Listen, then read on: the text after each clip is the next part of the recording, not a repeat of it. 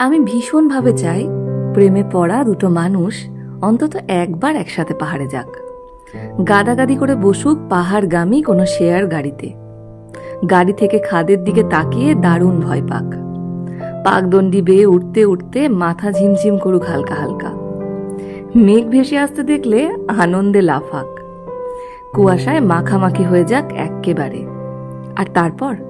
ঠান্ডা লাগিয়ে খুব নাক টানুক দুজনে, এক প্লেট ধোয়া ওঠা মোমো কিনে দুজনে মিলে ভাগ করে খাক, ঝর্ণার ধারে বসে ভিজে যাক দুজনে, ঝুপ করে খুব ঠান্ডা নেমে আসলে এক চাদরের নিচে ঠক ঠক করে কাপড় কোড়া, গা ছ্যাক করুক, তারপর খাড়াই রাস্তা ধরে নিজেদের মাথা গোজার জায়গার দিকে হাঁটতে হাঁটতে মাঝপথে শরীর খুব ক্লান্ত হয়ে এলে, পাহাড় একদম না চললে, দম বন্ধ হয়ে আসলে ওরা বসুক পাশাপাশি, একটু জিরিয়ে নিক আবার হাঁটা শুরু করার আগে, কোনো কথা না বলুক,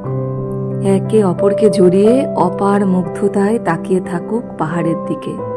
আর বুঝতে শিখুক ভালোবাসাও আসলে পাহাড়ে হাঁটার মতোই, আপেক্ষিকভাবে সবটুকু সুন্দর লাগলেও ব্যাপারটা আসলে অতটা সহজ নয়।